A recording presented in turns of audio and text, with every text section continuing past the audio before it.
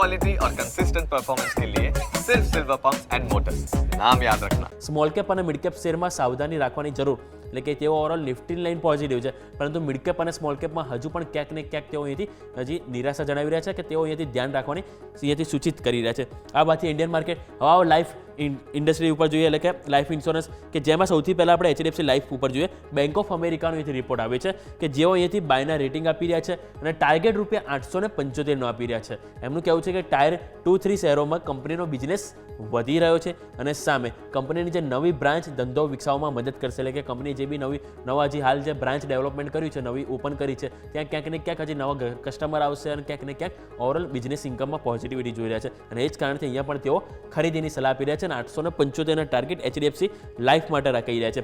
બીજું હવે auto industries છે મહિન્દ્રા, એટલે મહિન્દ્રાને આપણે નજર કરીશું તો બેંક ઓફ અમેરિકા મહિન્દ્રા ઉપર પણ બાયના રેટિંગ આપી રહ્યા છે. ટાર્ગેટ 3650 આપી રહ્યા છે. એમનું કહેવું છે કે જે ટેસ્લાના પ્રવેશ છતાં પણ કંપનીની મજબૂત સ્થિતિમાં હજુ પણ છે. એટલે સ્વાભાવિક છે કે ટેસ્લાની હજી તો ગાડી આવશે, હજી કેટલી પ્રાઇસ આવે છે, પરંતુ ઓવરઓલ મહિન્દ્રા છે કે જેને ઇવન ઇલેક્ટ્રિક વ્હીકલમાં જોઈએ તો સારી એવું અહીંયાથી એમનું માર્કેટ કવરેજ છે. એટલે સ્વાભાવિક છે કે બેંક ઓફ અમેરિકા પણ માની રહ્યા છે કે એમની મજબૂત સ્થિતિ છે માર્કેટમાં. ટ્રેક્ટર અને ઇલેક્ટ્રોનિક વ્હીકલ કારના બિઝનેસમાં ગ્રોથ હજુ પણ આવનારા સમયમાં જોવા મળશે અને એ જ કારણથી તેઓ અહીંયા પણ ખરીદવાની સલાહ આપી રહ્યા છે. 3650નો ટાર્ગેટ.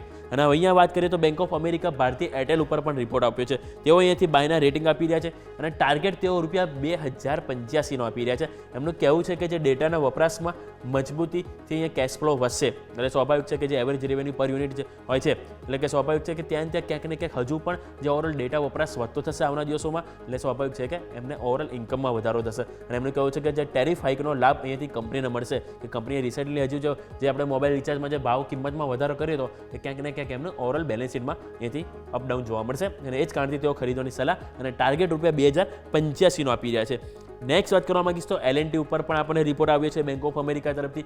તેઓ કહી રહ્યા છે કે રેટિંગ બાય, એટલે કે બાયની સલાહ આપી રહ્યા છે અને ટાર્ગેટ રૂપિયા 4150 આપી રહ્યા છે.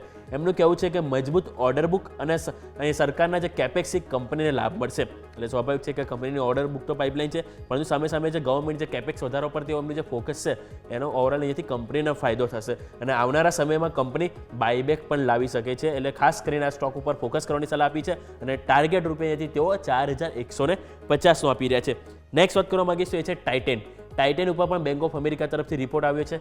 અહીંયા પણ બાયના રેટિંગ છે અને ટાર્ગેટ રૂપિયાથી 3980 આપી રહ્યા છે.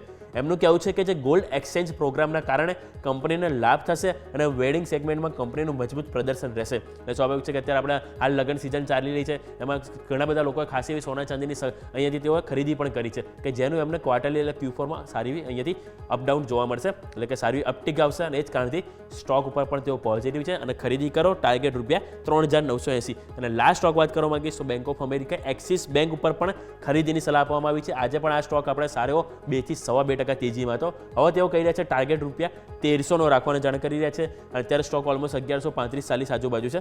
મજબૂત બેલેન્સ શીટથી બેંકને અહીંયાથી લાભ મળશે અને બીજું કે ઓછા વેલ્યુએશન બેંકના ખરીદીના પક્ષમાં છે. એટલે સ્વાભાવિક છે કે જે બી અત્યારે આવ્યો છે ઘટાડો, એને તેઓ એક વેલ્યુ બાઇંગ ઓપોર્ચ્યુનિટી જોઈ રહ્યા છે, કે અહીંયાથી તમે આ વેલ્યુએશન પ્રમાણે તમે અત્યારે ખરીદી કરો એવું જાણ કરી રહ્યા છે અને અહીંયાથી ટાર્ગેટ રૂપિયા 1300, એટલે કે 1300 તેઓ અહીંથી જાણ કરવા રહી ગયા. એટલે કે આજે આપણે જોયું કે ઘણા બધા રિપોર્ટ આવે છે ઇન્ડિયન માર્કેટને લઈને, ઘણા બ્રોકરેજ હાઉસ બુલિશ છે. સાથે આપણે જોયું તો મોતીલાલ ઓસવાલ અદાણી પોર્ટ ઉપર બુલિશ છે અને બેંક ઓફ અમેરિકા આપણે જોઈએ તો HDFC લાઈફ, સામે જોઈએ તો મહિન્દ્રા, ભારતીય એરટેલ, L&T, ટાઇટન અને એક્સિસ બેંક, આ દરેક ઉપર રિપોર્ટ આપણને આવ્યા છે અને દરેક ઉપર તેઓ ખરીદીની સલાહ આપી રહ્યા છે. યસ, ઓકે, તો મલ્ટિપલ રિપોર્ટ્સ છે, બધા પર નજર રહેશે. યોમી ખૂબ ખૂબ આભાર આપનો અમારા સાથે જોડાવા માટે અને આ સમગ્ર અપડેટ માટે.